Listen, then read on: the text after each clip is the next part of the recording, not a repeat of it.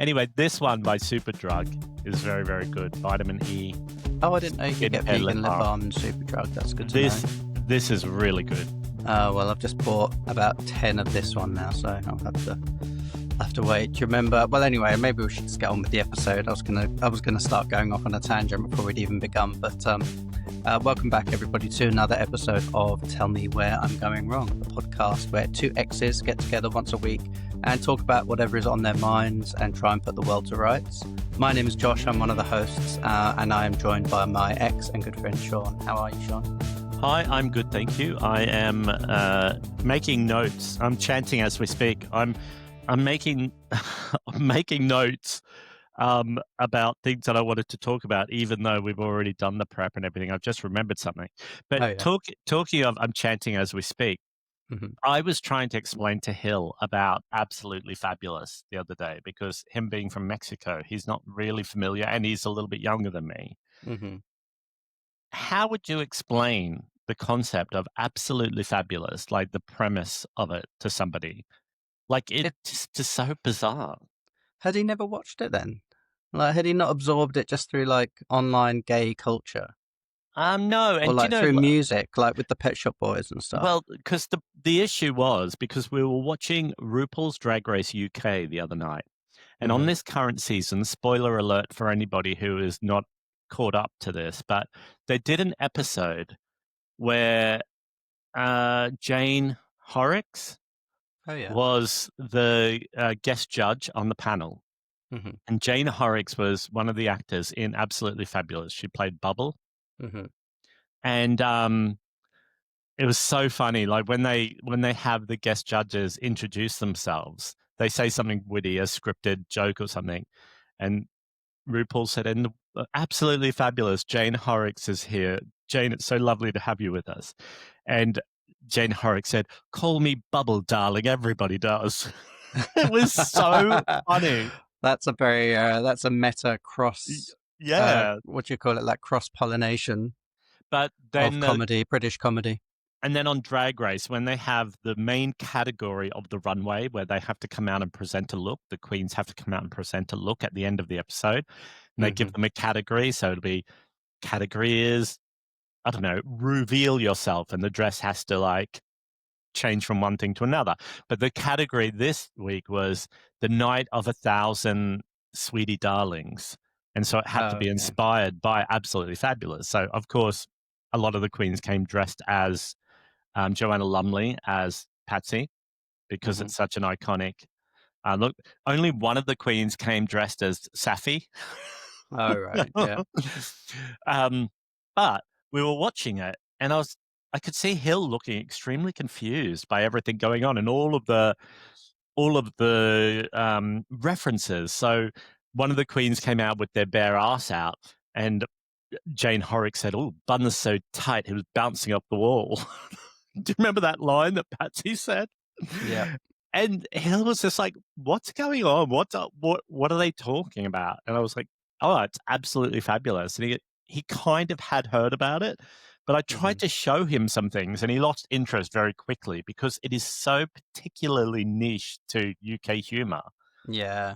I just don't think he would see it. And it's actually quite annoying, some of it, if you're not familiar with the reasons why it's funny. Yeah. Yeah. So can you explain a bit about what the show was? Well, it was a comedy written by, not exclusively, I think Dawn French was involved as well, but written by and starring Jennifer Saunders. And it was about a sort of maybe late 40s single mother and her teenage daughter and her sort of best friend.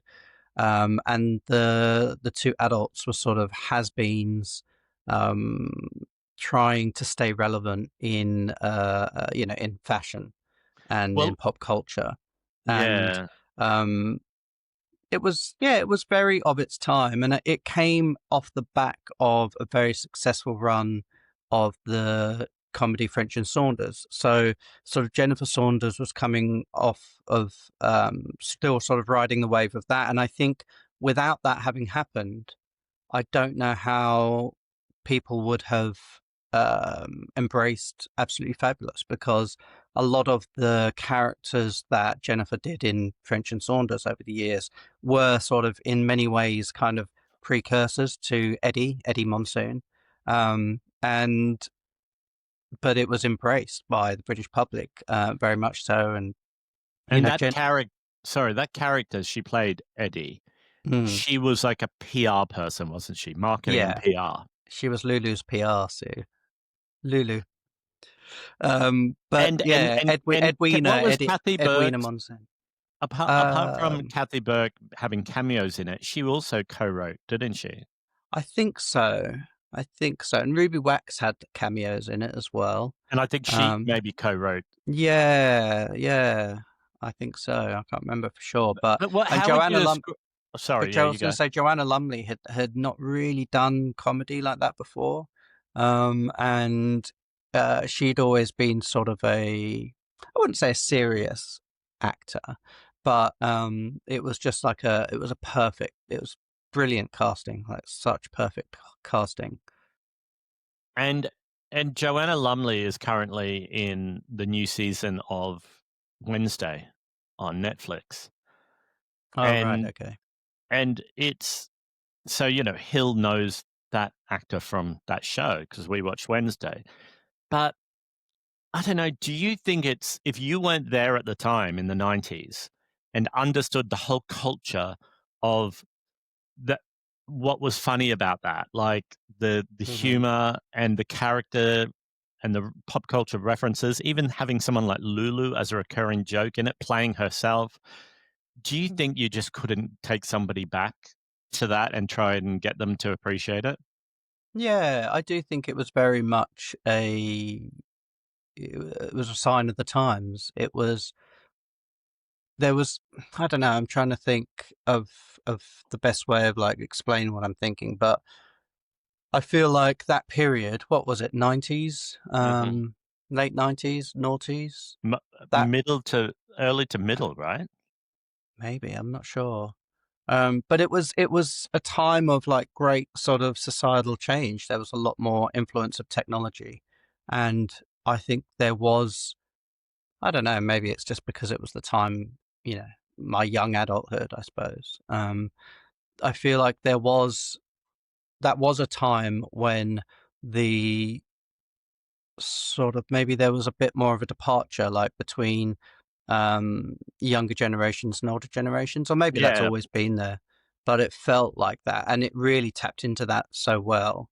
And yeah, like Lulu, I mean, what a perfect encapsulation of sort of like um, somebody who'd been relatively successful in the past, but was not was barely known among young people, and yeah, sort of having Edwina Monsoon as her sort of PR manager yeah. was brilliant because it really encapsulated that kind of divide. Um, So and it premiered in 1992, okay, and it was based on a sketch from the French and Saunders show, like you said, titled Modern Mother and Daughter, created by Dawn okay, French and Jennifer Saunders. So, I mean, just really quickly, this is to give people a recap or an overview of it. Jennifer Saunders stars as Adina Monsoon, a heavy drinking, drug abusing PR mogul who spends her time failing to lose weight and chasing bizarre fads in a desperate attempt to stay young and hip. hmm. What are some of the funny things you remember of her doing in the show? I think my favorite moments. I mean, I had a similar relationship with the French and Saunders comedy. Sometimes it was so good, and other times it just really, for me, it really fell flat, and it was Yeah. just like Oh really yeah. like not good, well constructed comedy. But there were moments, and I think my favorite moments of Absolutely Fabulous were the relationship between Edwina and Saffron, Hmm. because they could have gone with Safi being a young hip teenager, and played up on that, but instead they went the other way and they made her a very sort of studious, serious, earnest kind of geek, I suppose. And some of the comedy between Jennifer and Julia Sohala were, I think, the best moments. What was the name of the guy, the actor who was also in The Young Ones, who played Safi's dad? Yeah, I can't remember Do his you remember name. his name? And was Yeah. his character gay? Was that the Yeah, I think storyline? so. I think, yeah, after they were married and had Saffron, that he became gay. But they also Well, had he another realized it was gay. they also had another son. One of the funny scenes in it Mm. was when everybody else knew that whoever the son was had moved to New York and was gay and was living with his boyfriend, and they had kept it from Edwina, and like I don't remember that. she found out around like the table where a lot of the drama unfolded. And Hmm. do you know the way that Jennifer Saunders, this is another thing I think is an acquired taste, the way that her overacting and uh, her mannerisms and affectations in that role are very, very particular, and Yeah. can, I suppose, could be read as quite grating to a lot of people if you're not familiar with what she was trying to do. And I Yeah. just remember that scene was the epitome of that, where she was like, oh, oh, and like doing all of these over the top, like almost like she was having a panic attack because she found out that everyone knew her son was gay and living in New York, and because she was Yeah. so absolutely fabulous that she Yeah. should have known, so she could have hung out with her gay son in New York. I mean, I love the I mean, she was a hugely unlikable character, Edwina. You Yes. know, they wrote her to be hugely unlikable, and the way she would speak to Safi and like, mock Safi and like, mimic her and belittle her and make faces at her and Yeah. do like demeaning imitations of her and stuff like that. I found like that really sort Yeah. of like mocking like tone she used with Safi was quite amusing. So yeah, Okay. no, it was very So of its Adrian time. Adrian Edmonton Oh, was the guy from, Edmondson.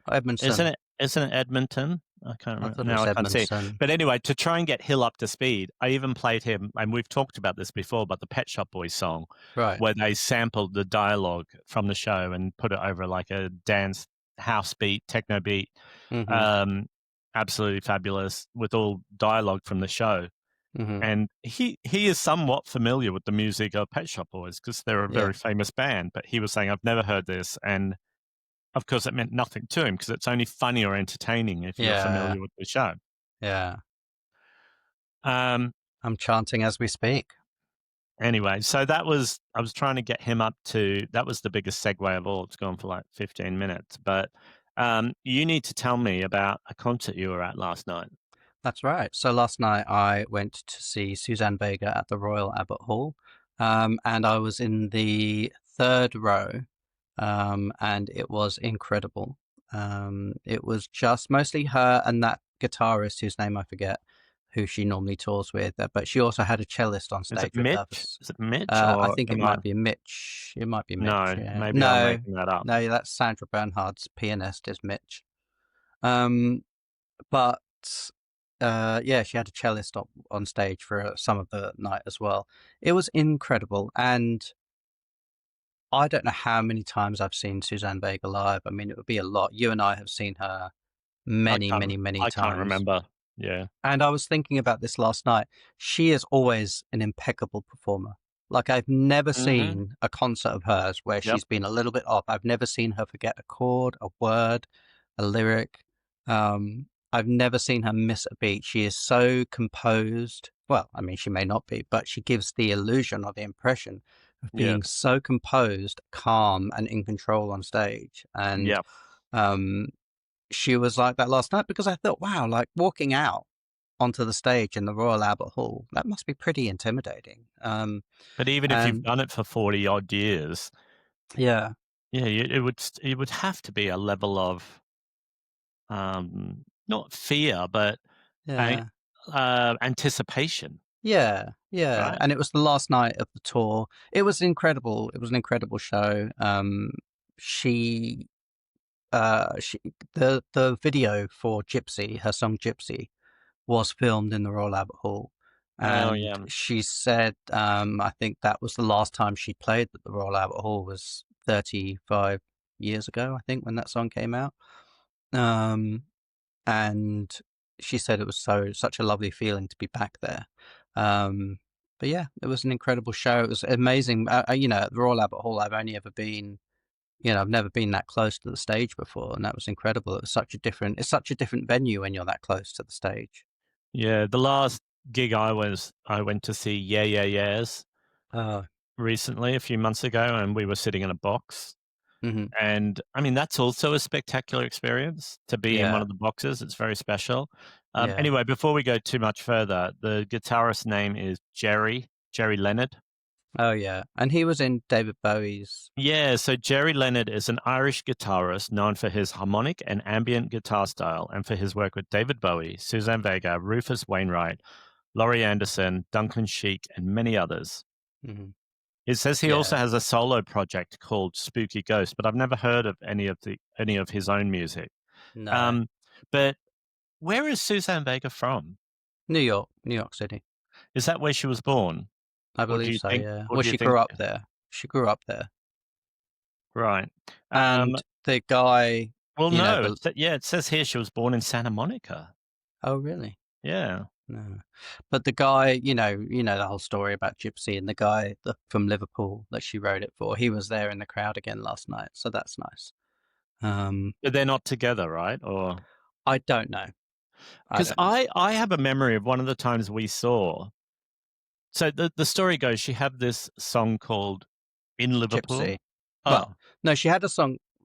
Um, all right, we'll tell the story. She went and did she worked at a summer camp when she was, I think, 18. She worked at a summer camp somewhere in the US, and she was the folk music and something else camp counselor or something. I can't yeah. remember. She told the story again last night. She met a guy from Liverpool who was also Liverpool in England, and Mhm. he was also working as a camp counselor, and they met and they had a little love affair, and then she wrote him a poem, um, which she then adapted into a song called Gypsy, and it's basically about "Don't ever look for me," but it's a little love song about being together and you know Yeah. love, that sort of thing. And then A love song about love. a love song about love, whatever next. And then she became a professional singer songwriter. She became successful. She sold a lot of records, and she was touring the UK. She played in Liverpool, and she wrote another song called "In Liverpool," which was about being there and thinking about this guy, and never, this was pre-email, pre-mobile phone, no way of contacting him at all. And then years later, she was telling the story on a radio station, and he was listening, and he emailed in or something. And anyway, they started connecting via email after all these years. And then they met up. But yeah, what were you going to say? You thought you remembered one point. Well, I think she's married to him now. I don't know. So his name is Paul Mills. So it says on Okay. February 2006, Suzanne Vega married Paul Mills, a lawyer and a poet, 22 years after he first proposed to her.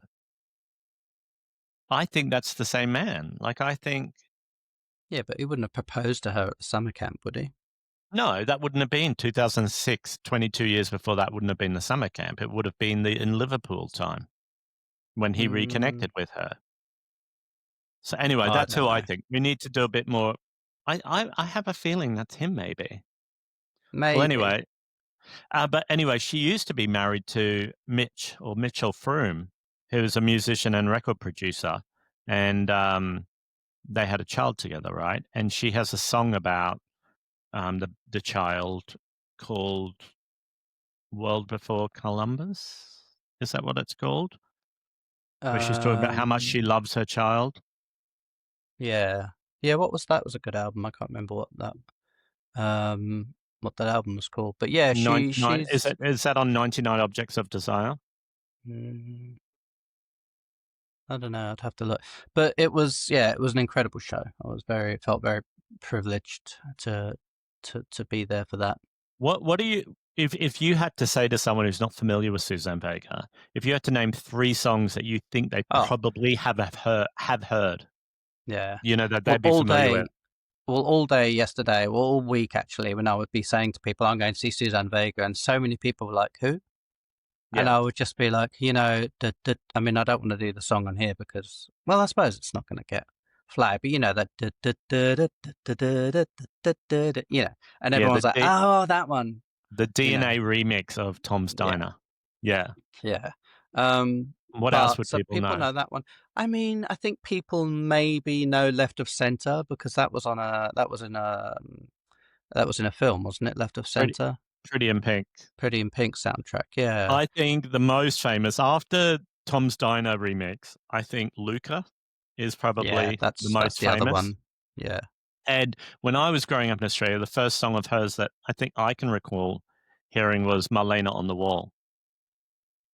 yeah, Um, but then going forward more, there weren't really big hits that crossed over into the mainstream. She's just maintained that level of solid fan base. I mean, was yeah, that event last night was sold out, right? yeah, yeah. It was Yeah. packed. I mean, for an artist that far into their career to be able Uh-huh. to consistently tour, I mean, she's always touring, and then to Yeah. play iconic big venues like the Royal Albert Hall, it Mm. shows the longevity she's got, even if she's not really selling albums anymore. Anyway, she was 2.5 years old when she moved to New York, so I suppose she Oh, is a okay. New Yorker. Yeah. Um, but what other gigs have you seen at the Royal Albert Hall? I mean, we have spoken about this before, but we're getting up high in the numbers of episodes. We are going to repeat ourselves. Well, yeah, but I was there in the summer. I saw Brandy Carlisle there, uh, Hmm. and and that was the time when Elton John was in the audience. I think I told the story on here on the Hmm. podcast. And that was an incredible show. She was brilliant, but I was way up in like nosebleed section, so it was a very different experience. And I've seen Jean at the Royal Hmm. Albert Hall. And before that, I don't think I'd been there since Cyndi Lauper in sort of 1996, I want to say. Seven, Okay. maybe. I I don't think I've been to too many there. I know that I've been to see Idina Menzel, Mm. and I don't know if I'm misremembering this or not, but I have a feeling that in 1998 I saw Gary Barlow there. But I Yeah, I think before I moved back from Australia, I think you went to see Gary Barlow there with, yeah, How yeah. atrocious is that seeing Gary Barlow? I mean, it's just tragic. And But of course, and we've told the story on here already, I know, but you, me, and Anna, of course, were supposed to see Lady Gaga and Tony Bennett there, but famously, it was cancelled just before the doors opened. So as we were walking up to the venue, all these very sad, disappointed people were walking away.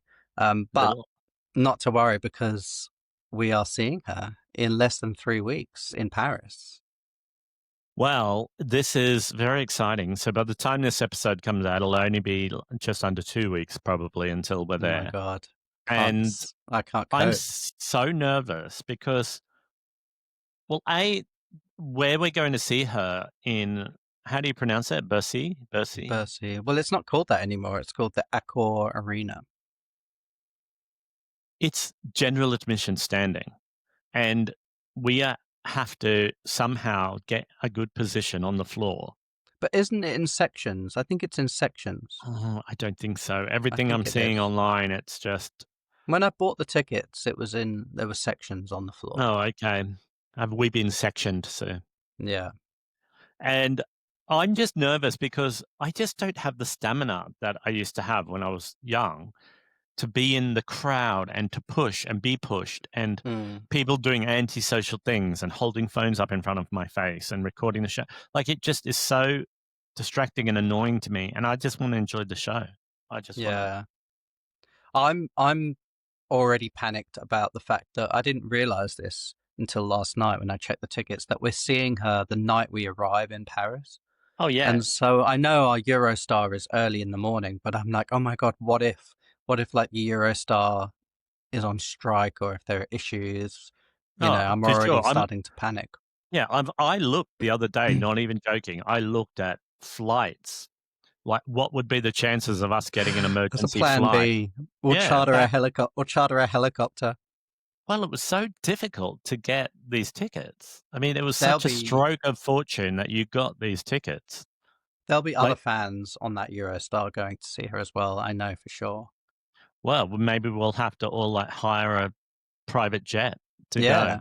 Yeah. But there's rumors now this morning, there are rumors floating around that she's going to announce a European tour for next year that now is coming back to do this show in stadiums Oh, because there right, was there okay. was such demand for this tour. Like the London shows, all 4 of them sold out in 2 Yeah. seconds. Yeah. The Manchester shows sold out. You could not get a ticket. Like, you could barely even get a ticket on the secondhand market. They Mm. just weren't available. The demand was so high. Yeah. So apparently they're bringing it back. Thank The God, I the really wanna see it in a stadium.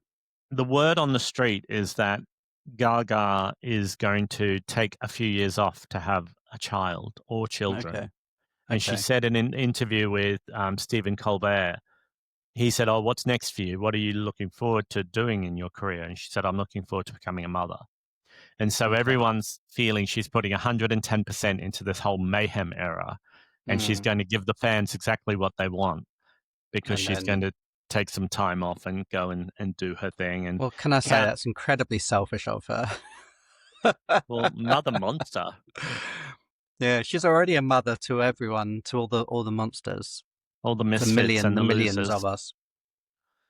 All Talking right, of well, Gaga mm, being in Manchester, I was in Manchester on the weekend that's and right. I went as a wild last minute decision to go to Manchester. It got to Friday afternoon. Have you ever gotten close to the weekend or some days off and you've just had a feeling, I would like to have an adventure, or I would like to do something. I don't want to just stay at home this weekend. Mhm. When was the last time you've done that and you've done something spur of the moment where you've just gone, I'm going somewhere? Don't know. I don't remember ever having time off without fucking a million life admin things scheduled. I just don't remember the last time I had that. Um, Well, well, I I probably when we were together and we used to travel a lot more, I probably used to drag you into a lot more harebrained shenanigans because I'm kind of like that. I'm like, "Oh my god, I have the impulse to do this, I'm gonna do it." So it you're got to just wild. You're just crazy. just crazy. You're I rages. What's I, that line? What's the line from Muriel's Wedding? we're You know, rages. we're rages. Um, so it got to Friday afternoon, I was like, "Oh, I just wanna do something." And so an ad on the algorithm on Facebook, on the old FB, popped up, and it had this Day of the Dead party in Manchester. And this isn't the reason I went there. It just got Manchester in my brain because it was Day of the Dead this weekend, and it said there was this thing sponsored by the Mexican embassy, like like there was going to be food and music, and it's in a bar in the in the gay village. You know, there's a bar called New York, New York, and I just thought, what if I just went to Manchester? And I was like, okay, the trains are going to be very expensive. Trains to Manchester, if you buy them the week that you want to go, you're paying 120 or more. Like, it's ridiculous amounts of money. But Yeah. I found this ticket hack that if I was willing to stop at every station between here and Crewe and then change trains and then go from Crewe to Manchester, I got tickets for £55 each return, which Mm. is 10 years ago prices. Do you know what I mean? Like, Yeah, it's pretty good. really cheap. I then, you know, it's like when you get one of those cheap flights where you go, oh no, I'll be able to handle that. I'll be Mhm. able to handle doing 3 stopovers on the way to Singapore or something. Mhm. This train took so long. Coming back from Manchester on Sunday night, it left Manchester at 6:30 in the evening, and we Mhm. walked into our flat at 11:45. So what's that, like 5, Yeah, or five fi and a half just over hours. 5 hours, Yeah. and so we had to go from Manchester, Stockport, somewhere else, and then Crewe. 1 hour stopover in Crewe at the train But on station. the same train, or you had to change No, we had trains? to change, get out and sit in the waiting room at Crewe for an hour, and Mm. then from Crewe, I think it was about 30 stops. It was like fucking Nuneaton, Leighton Buzzard, like every half-assed backwater that you've ever heard of or never heard of, Apologies and to any of our listeners or viewers if you live in any of those places, but it stopped at every single station between. Crewe and Euston, but it saved a couple of £100 by doing that. And where So did you stay?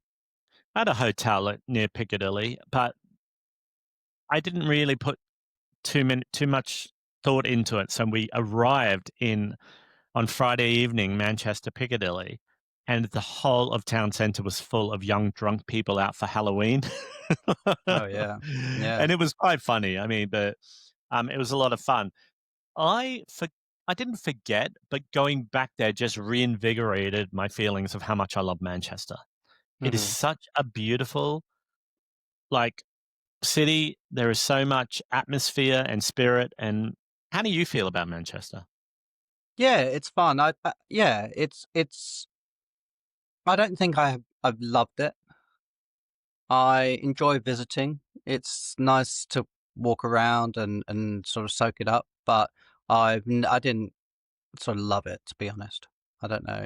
It's weird. It's very hard sometimes to actually pinpoint what it is you do or don't like about a place. Um, and yeah, I just never kind of got Manchester.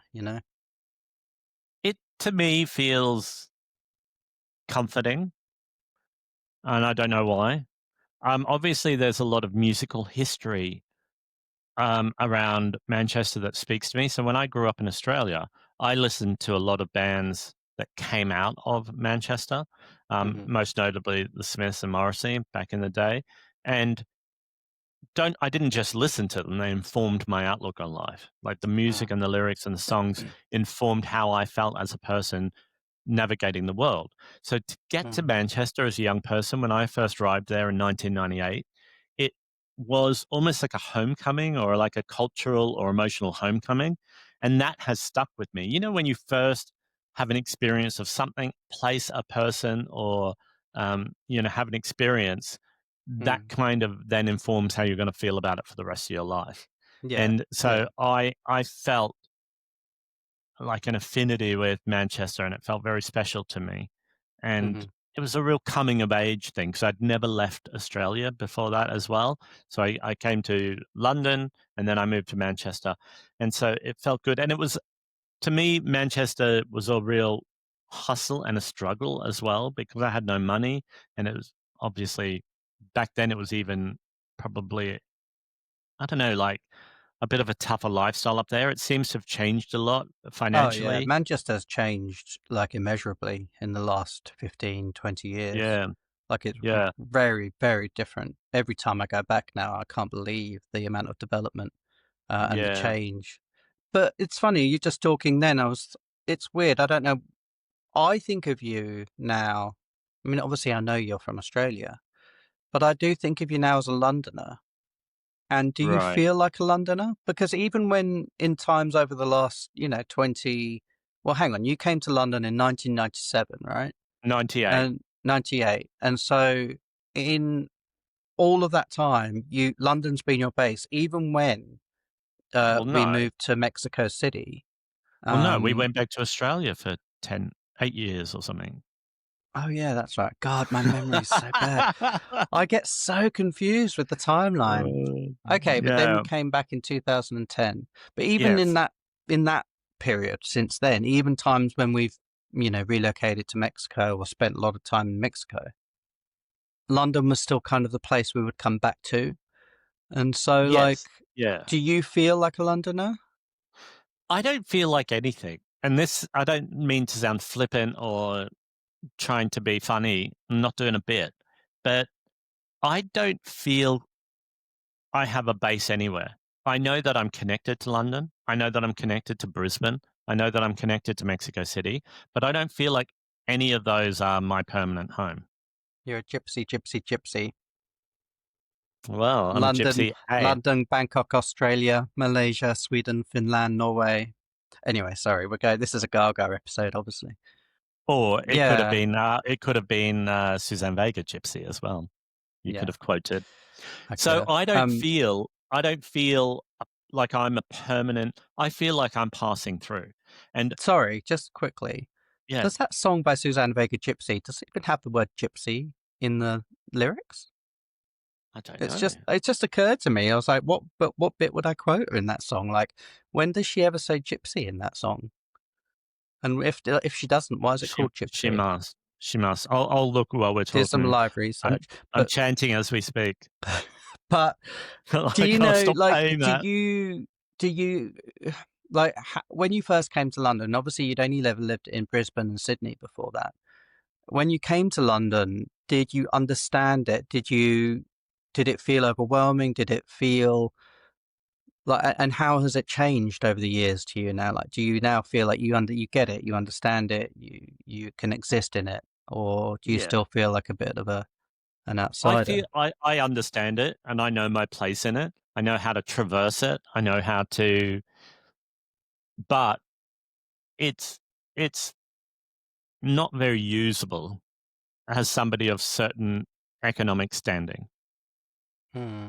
Like if you want to go out for the day in London and use public transport, I think the minimum it will cost you is like £5.80 or something. I mean, you can take the bus for £1.75. So if you get a bus somewhere and a bus home, that's £3.50.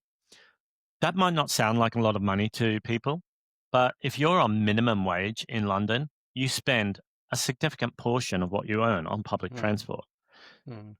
It's also so spread out. That's one thing that's different from even like Mexico City, which is a significantly larger city. Hmm. Things are a lot more centralized, or you stay in one area. London London is is so big, spread out. like where you are. I haven't been to your where you live with your mum. I haven't been over there in years because how long would it take me on public transport from here to Well, I'd say about an hour, which is probably good over an because hour? it used to be a lot longer, but with the Elizabeth line, it's changed. Right. But yeah, it's massive and it's Or so spread out. even on this side of town where I live, like I live in East Central, but if I want to go to Shoreditch, which I would suppose consider as the same neighborhood as me, Hmm. it to certain parts of Shoreditch, it would take me almost half an hour to walk to. And that's the same neighborhood as me. Hmm. And so you'll think that that's a tiny fraction of London would take me half an hour to walk. If I wanted to walk to Maiden Hackney, where I used to work, Hmm. it would take me an hour and a half to walk there. Hmm. And that's the next borough. And Hmm. so London isn't very usable. It's Hmm. it's got culture and it's anyway, no, to answer your question, I don't feel like a Londoner. I feel like somebody who has a connection to London, but I don't Hmm. feel like a Londoner. But then when I go back to Brisbane and I'm going back in December, I do feel like that's where I'm from, but because I've spent so much time away from there, I do feel a disconnect. Hmm. Do you feel like a Londoner? I do, and that's not to say I will always live in London, but I do still feel it's in it's in my DNA sort of thing. I grew up here. I understand it. I get it. I feel a sense of familiarity and comfort and security because it's where it's such an important part of my formative years. But I don't, I have a love-hate relationship with it, like most Londoners do, I suppose. Like a, it's an incredibly expensive place. I mean, I live with my mum. I can't afford to buy or even rent a place um, here in London. I mean, I just read the other week, like the average, where was it? Hang on, where I wrote it down somewhere. The average monthly rent in London is £2,736 a month. I mean, yes, Yeah, that's the average, but the national average is outside of London is 1,385. So yeah, London is double. yeah. The average is exactly double what Well, the we rest of spoke the about it country is. before. Like when I lived in Sheffield a few years ago, I was Mm, paying just over £600 for an apartment. yeah, And and then that was nice. It was like here, Riverside. It was like a yeah, converted warehouse. and here in London, in a one-bedroom place, floor size is probably about the same as that place in Sheffield. It's 1,900, so it's over Yeah, 3 times the amount I was paying to live in Sheffield. and the salaries in London are higher, but No, they're not that much yeah, higher. They're not no. they're not commensurate with the increased cost of living.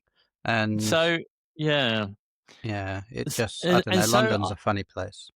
I do have a fear of, I'm planning to go back and base myself more full time in Brisbane. Hmm. And I do have a fear like FOMO.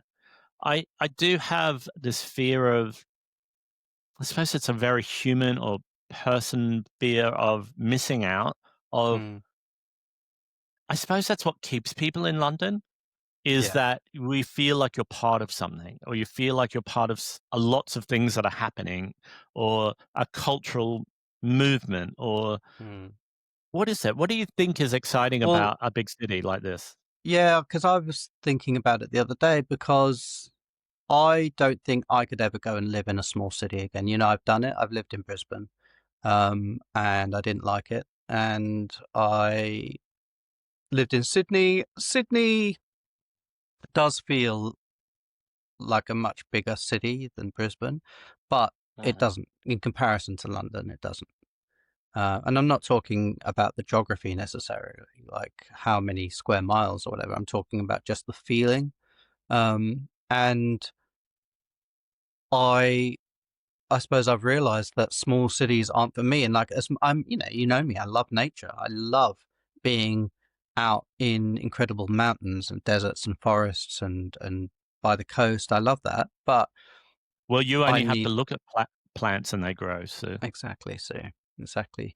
But the but I need a big city. Like that's why I love Mexico City. It's a huge, huge metropolis.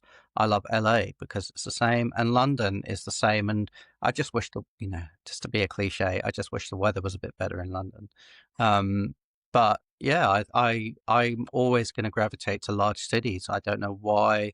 I feel maybe it speaks to some sort of I don't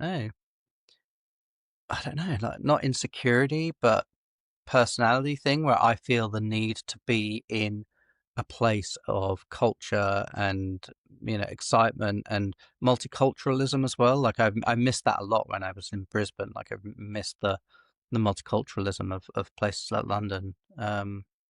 yeah. When I was young and I grew up in a seaside town Hmm. and I experienced a lot of childhood trauma, I associated bigger cities as with escape from trauma. Hmm.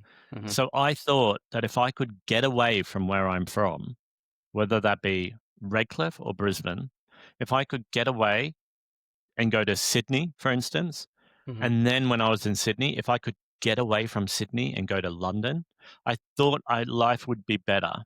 And it's taken me a very long time, decades, to understand that this is so corny, but the secret to happiness, or at least being a bit more peaceful within yourself, is not from external sources Yeah. like the trinkets and the attractions of London. It's not from that. It's about the work or the understanding that I have to have within myself.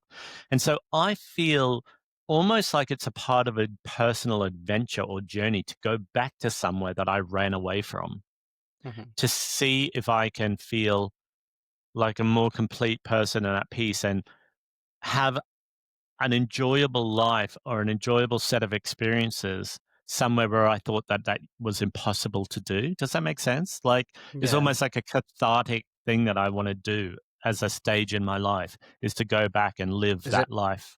is it like pushing your nose up against the glass? So, Hmm. I want um, to, I want to go back and have that experience. But I am going to Australia for before I move there, I'm going for a 3-week vacation in mm, December. So next month. As, obviously, I'm going to be in Brisbane and the Gold Coast visiting friends and family. If I was going to take like a little 3-day trip to mhm. either Sydney or Melbourne, which one would you recommend I do and why? Well, for me, it would be Sydney every time. I love Sydney. Melbourne's fine, but I like Sydney. It's just the setting of Sydney is for somebody that grew up in London. To have a city set on the most incredible harbour, like the most beautiful, beautiful bit of coastline, incredible Yeah. beaches. Sydney would get my vote every time. I do have mutual friends of ours, Pat and Beck, who were the founders, are the founders of Temple of Satan. They live in Melbourne, Hmm. and so they were like, "Oh, come down and stay with us," and so I I think that I haven't been to Melbourne in so long. I actually can't remember the last time I went to Melbourne. Like it Melbourne's probably fun. would have Like, been. I don't want to. I'm not shitting on Melbourne or anything. I just, yeah, Melbourne's still fun. You should go to Melbourne then. Go see Pat and Beck. Do you know anyone in Sydney anymore? Yeah, I mean Danny and Oh yeah, yeah. I know a couple of people. I mean, isn't Jordan in Sydney? Oh yeah. Jordan's there now. Yeah. Yeah. So I do know people. But going back to Manchester and the connection that I feel with Manchester, there's something culturally about Manchester that resonates with me, and I don't get that as much in London. So for me, I feel culturally or aesthetically, maybe it's an aesthetics thing. Manchester feels closer to my likes, dislikes, and my personal tastes. Whereas London doesn't. I don't feel as connected from that point of view. Mm.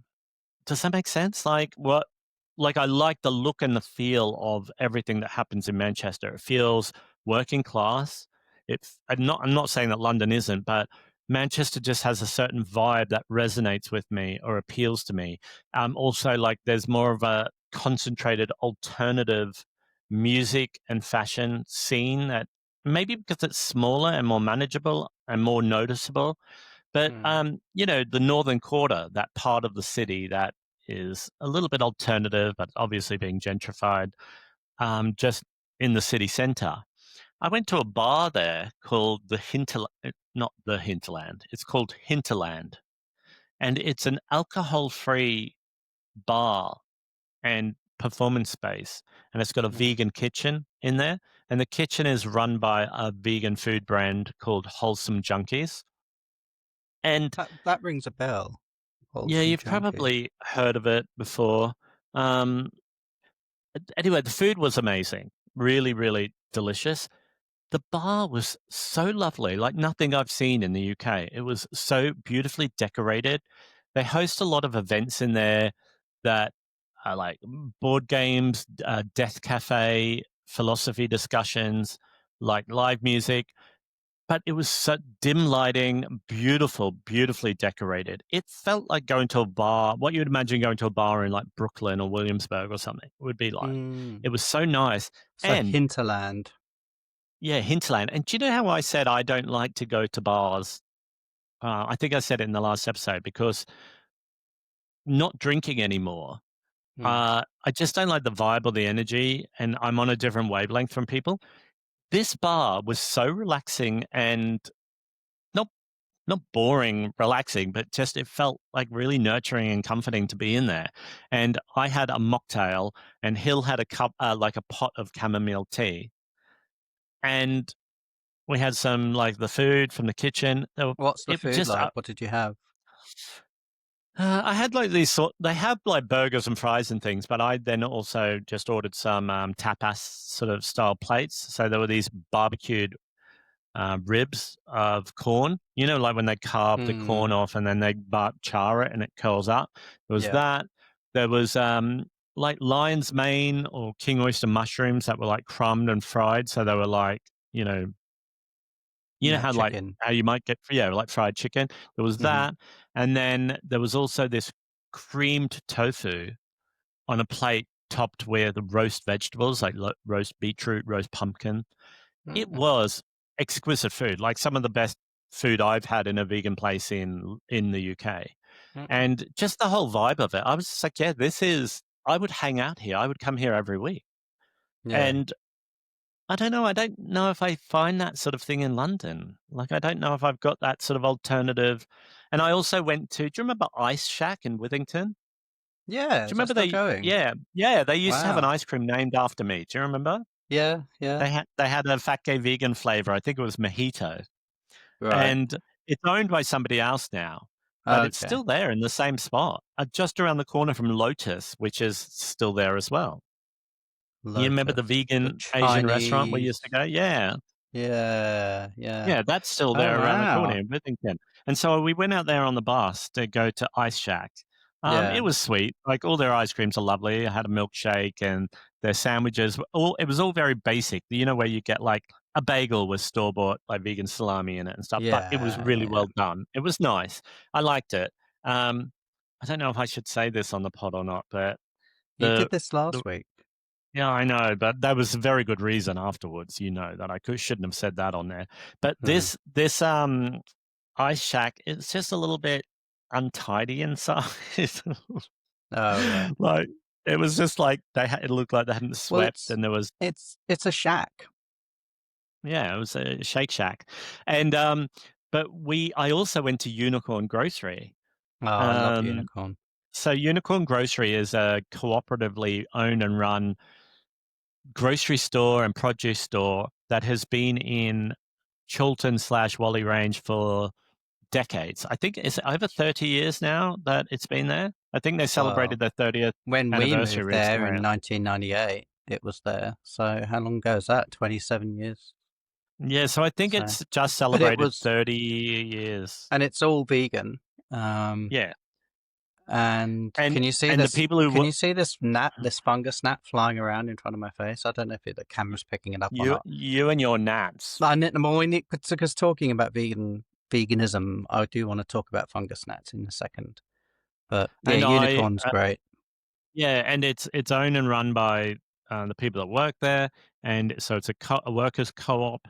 It's very focused on sustainability, so everything is vegan. They've got an in-store deli Mm. with homemade cakes and savory foods like pakoras and onion bhajis, and they've got a huge selection of sustainably and as much as possibly locally sourced fruit and vegetables. So a lot of the fruit and vegetables, or all the fruit and vegetables, they list like the air miles or the road miles that And they've well, worked, and I think I don't know if it's sort of owned by the cooperative or if they've just worked closely with producers in the surrounding area.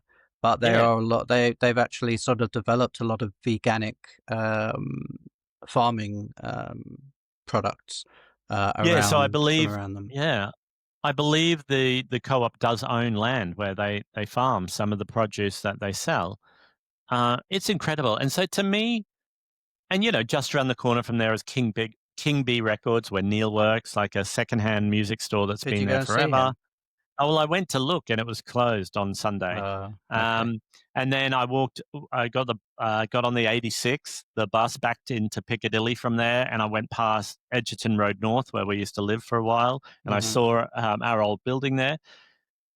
There is a creativity or a feeling of possibility in Manchester for me that I don't really get in London much anymore.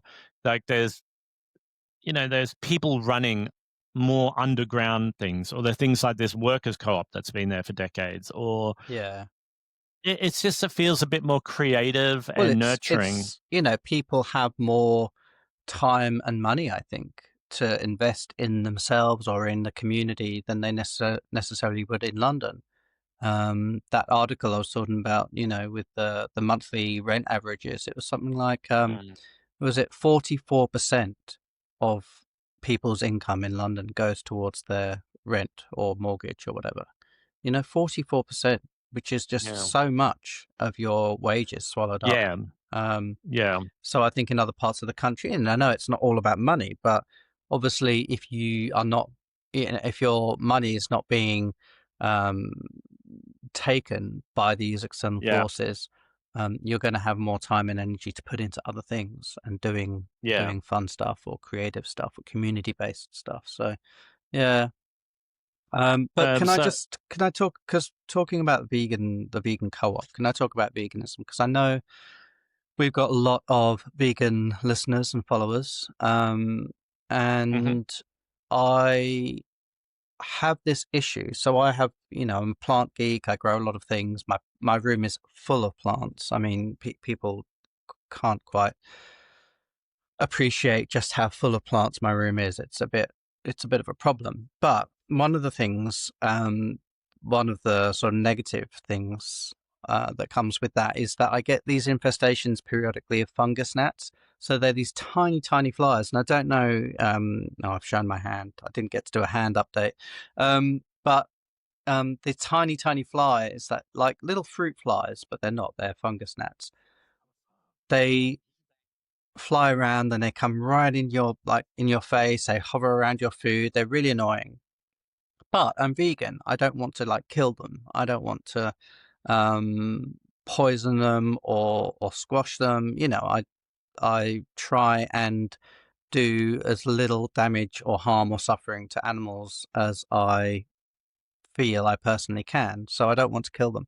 So what I do now is there's something called a nematode. A nematode is a microscopic organism which feeds on other microscopic organisms. And so there's this fungus gnat nematode.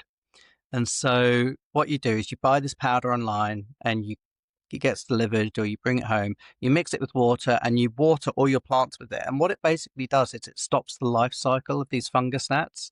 And so these Mm. fungus gnats lay their eggs in wet compost and the eggs hatch there. They go through, you know, probably like a larval stage, and then they emerge as flies and fly around your room and annoy you.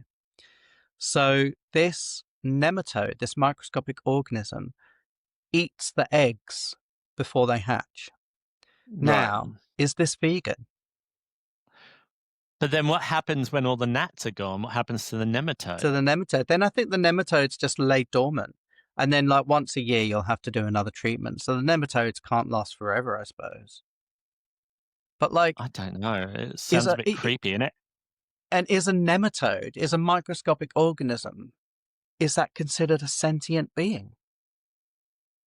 I don't know, but every time you say nematode, I think of Hypnotoad from Futurama. No, yeah. I'd rather have hypnotoad in my bedroom. Um, I don't know. Like it sounds a But bit is it? creepy to me.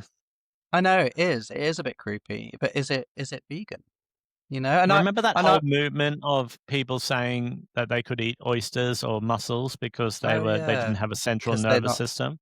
Yeah, I mean, I don't know why you'd want to anyway. But you know, this is born out of for me what I consider a necessity because, like, I don't like flies landing on my face and my Is eyes. it a necessity to have 40 plants in your bedroom, sir? Absolutely, yeah, absolutely. Um, I can't have flies landing on my gammy wound on my hand. Well, I don't know Um, if there are any vegans listening to this who would like to weigh in on the ethics of Hypnotoad sitting in the corner of what's it called? Nematode. nematodes, nematode, nematode. Oh, so it's not Um, toad as it's not T-O-A-D. toad, yeah, no, not like Oh. no, nematode. Um, yeah, I don't And know. how is it I'm. expensive to buy the nematode It's not thing? cheap. It costs about I think £10 or £12, but that should last you a year. You know. But where do Um, they come from? Who breeds or well, develops nematode they must have powder? like a nematode breeding facility, or I'd see. I Well, don't that even know. starts to I don't sound not even. very vegan But to that's it. me. I don't know if breeding is even the right word. I don't know if you think of them more like a yeast or something. You know, like these kind of microscopic. I don't know. I don't know. Are there any biologists listening or watching who can maybe? Oh my God, there's one flying right past my face. Um, But we honestly can't see them, so it's making you sound like you're having some sort of emotional I'm having breakdown. a psychotic moment, a Yeah. psychosis. No, they are definitely present. Um, so We yeah, Well, yeah, give us some feedback. I would like to know people's opinions. and It to me also, I mean, this is a very controversial place to go this late on in the episode, but it sort of it feeds into the whole um I don't know, the intersection, I suppose, if you want to use that term, but of abortion and veganism and not sentience. real, Well, really no, not even close to. I know it's sort of it's not exactly the same, but Oh my God, this is that's not even anywhere near. Like I'm not sure that this is a route of discussion that could go anywhere but down. all right. Well, all right, we can leave that hanging Fuck in it the out. air then. No, Oh my but you God, know, tell the news agents. but for the record, but just in case there's any shred of doubt, I absolutely support access to abortion. I'm not for a second arguing against that. Like I absolutely support a woman's Yours, right your to or a hmm, person's right. A person's right. a person's right Um, to have an abortion at all. I'm not, you're you're but you're there. you're so pro-choice. You've actually tipped into pro-abortion. You want people to have Uh-huh. abortions. Yeah, I want to get pregnant just so I can have an abortion. But Are um you going to hope that someone develops like the human version of a um, nematode, nematode? humanitode. Um but no, but all right. Yeah, I don't think You it's a I a, can a sense your helpful place. I can sense your discomfort. Yeah, well, not discomfort. I just don't think it's a helpful conversation to try and draw parallels between like gnat eating fungi or whatever they are and like pregnancy termination in humans. No, but what it my question about whether the nematode treatment is vegan is exactly tied to that whole, because within veganism, you and I know this, and within veganism there are some people who don't think abortion is acceptable because it's the killing of a sentient being before they're born. And I don't subscribe to that. You don't subscribe to that. But my Oh question my about god, whether I don't know. nematodes, listen, just let me finish my thought. The question of whether nematodes can be considered vegan ties directly into that. Like, if you're interrupting the life cycle of the fungus gnat before the egg hatches, is that, you know what I mean? Like, it ties Well, if you directly don't, into that. yeah, I don't know. I don't even know what to say about that. I don't know what to say. I just don't think there should be any conversation that is trying to draw parallels or comparisons even between those two situations. It's not even the same thing. They both exist in completely different structures or worlds of understanding. Like it's completely not anything the same. There are so many emotional, religious, sociological, interpersonal things that impact on human pregnancy termination that have nothing to do Oh, with these I non-sentient, I possibly know, non-sentient of naps and course. things. I don't think it's helpful to even go into that realm of conversation. I don't think it adds anything to either of the discussions, and if anything, it could just cause upset or problems for people. So I don't think it's very helpful to talk All about right. that. Can you give us a hand I'm update just ask before I'm we just asking the questions, so that everyone else is too scared to ask? mhm. Well, the hand Yeah, what update about your hand? is, well, do you know, it's so depressing. It's infected again. And I've got it covered up today because I didn't want it accidentally making an appearance on the pod, but it's, I don't know. I just don't know what to do. But I'm going to have to how long does it have to go on before it becomes very dangerous or potentially problematic? I mean, I what if don't it's know. like That's a, gangrenous or something? well, I don't think it's gangrenous, but yeah, like this is now the second time it's gotten infected. Um, because I went to the, did I tell you about the doctor's visit in the last episode? I can't remember. You know, I went to the doctor last week, about something else. The doctor had called me the week before and said, "Can you come in? The doctor wants to talk to you about one of your medications." And then I went in and I said, "Well, can they also look at my hand while I'm there?" They said, "Sure." So I went in and I said, "Which medication was it?" And they said, "I don't know. We don't know anything about this." And I was like, "Great, okay." And then I said, "Well, while I'm here, can you look at my hand?" And so she pushed it around really hard and then it got infected again. So I was like, for fuck's sakes, you know, like this ongoing saga. This is, But it must be, how did they push it around? What did they do to it? they were just like pushing around. Does this hurt? Does this hurt? Does this hurt? And I was like, it doesn't hurt. It's like, it's tender. But then after that, it got really inflamed again after they'd done that. So I'm just like, I don't know what to do. You know, this is going on like 7 weeks now, I think. Um, Maybe you need to go to a specialist and just pay. I mean, I know it defeats the purpose of having a national health yeah, service. I shouldn't have to. I know, but you shouldn't also have an infected hand for 7 weeks, you know? Like, maybe you need to get someone's opinion who is an Mm, expert in this field. Because even if they might tell you something that you can then take back to the NHS for further treatment. But maybe you Yeah. need to go see a specialist who's skin disorders and tropical diseases. They might say to you, I "This might really need a depends." nematode treatment or something. Nematode up your arse, Sue. They might they might say to you, "Is it possible that you live in a room with 30 to 40 houseplants?" That might That's got like the nothing to do tropical with it, diseases, Sue. the tropical diseases unit. Or Correlations maybe correlation you does could not equal causation, Sue. oh, well, tell that to yeah, well, maybe you need to talk to what's his name at the Center for Existential Crisis. Remember we were talking Oh about last yeah. week? Yeah. Um, one quick update before we go is last episode we were talking a lot about Andrew Windsor, the royal family, and how Mm, there was all this drama where he was being asked to move out of the Royal Lodge, which for some reason you and I were calling Frogmore. I'm not sure where we got that name from, Frogmore. no. How did we both think it was something related to frogs? I don't know. The Maybe name of that building. the frog prince. I don't know. I know. So anyway, since then, or I mean, pretty much immediately after that episode was recorded, uh, King Charles announced that every single royal title was being stripped from Andrew. Andrew. So he's now no longer Prince Andrew. He's not. He lost the Duke thing a while ago. He's not a prince. He's lost everything, and apparently now the king is also thinking of stripping his military honors or titles that he has as well. Mm, And he's just now known by his family name, which hilariously is Andrew Mountbatten Windsor, mhm. and has been told he has to move out of the Royal Lodge. And but have you heard where he's moving to? To Sandringham, isn't it?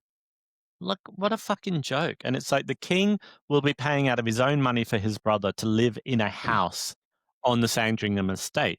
And I'm like, Mm, well, that doesn't sound like any sort of comeuppance to me. no. That No. sounds like an easy way out. And the king is paying for him to live there. And people are saying, oh, that's good. He's using his own money. Where did the king get his fucking money from? Mm, mm, Like, it doesn't yeah. sound like. Do you think it sounds like the royal family or the king, they or the firm, as they call the organization that rules that household? Do you think this is like they're really trying to do the right thing, or do you think this is like damage control? I think I don't know. I think without knowing any of them personally, I can't comment. But it does both. I think it's in anticipation of him potentially being called as a witness. If if there are more like trials or more hearings about um, you know about his supposed involvement with Jeffrey Epstein. Um, so I don't know. I think it's could be seen through either lens. I also think that there are lots of things that this person was involved in that were at best unsavory and at Mm. worst verging on, or if not criminal, Mm. including having sex with uh, Minors. people who were minors who were coerced, Mm. raping people. Yeah. I think that this could not have been going on for decades and the king didn't know about it. So to me it's it's it's not very honorable or commendable that the king now, faced with um mounting public pressure, that the king is doing something now when he has probably known about his brother's behavior for decades, Mm. Oh because yeah. there would have been talk about him sneaking women or girls into the palace, Buckingham Palace, having people stay at the Royal Lodge, Yeah. taking people, whatever that cabin in the woods was, belonged to the Queen, all of this. All of the ridiculous things, like on the news yesterday, I saw that he had brought in some crypto billionaires on a private tour of Buckingham Palace when it was closed to the public, secretly didn't tell anyone because they were giving £1.4 million to Sarah Ferguson to help her with her debts. And so he brought them in It's in all exchange just for that. it's all such load of shit, isn't it? Like they just what a Uh, and then yesterday also I saw a headline that when he was on a state-funded trip to Thailand, someone has come forward and said he had 40 sex workers delivered to his hotel room during the course of the stay, like over a couple of days. yeah, I've heard And that. this is not being disputed by anyone. People aren't saying, no, that didn't happen. All these stories are coming out now of his behavior. Those people would have known that that's what he was doing. So for the decades and decades that he lived in the lap of luxury and privilege, he was doing these horrible things. Yeah, I'm sorry to cut you off, but we do need to wrap up. It's getting very, very late in the episode. Maybe we should continue that discussion next week. But just quickly before we go, I want to say hi and do a shout out to Theo, one of our listeners / viewers. Thank you for watching, Theo. Theo and I were messaging this morning because there was an issue, I think, with not Spotify, with Apple Podcasts and our episodes not appearing. But anyway, thank you, Theo, for pointing that out, and thanks for watching. But thanks everyone else who's watching and listening. Oh, well, I want to say hi to Theo as well, because Theo also messages me sometimes through my Fat Gay Vegan Instagram account, commenting on some of the things I post. So it's very good. Thanks to everyone, like you said. But what's happening with Spotify? Oh, I think it's okay now, but there were a couple of weeks where our episode's not on Spotify because they said we were using my song Empty Seat without permission. And it's like, no, I give permission. I wrote the song, I performed the song, it's my song. I give permission. And it looks like it's back up on Spotify now, but there are a couple of episodes that don't appear there, but not many people will Can we go back and can we go back and put the old ones up or not? I can try, but I don't know if it's worth it. Right, we should wrap up. Just one quick thing though. We didn't mention June Whitfield when we were talking about Absolutely Fabulous, and she played Edwina's mother, and she had some brilliant one-liners. One of which I think we should end on, and that's when Edwina, in her constant quest to lose weight, she said to her mum, she said, "There's a thin person just dying to get out of here, out of my body," and June Whitfield says, "Just the one, dear." It's great. It's a great line. I love it. Bye, folks. We'll see you, or we'll be back in your feeds next week. Okay. Have a great week. Yeah. Bye. Bye.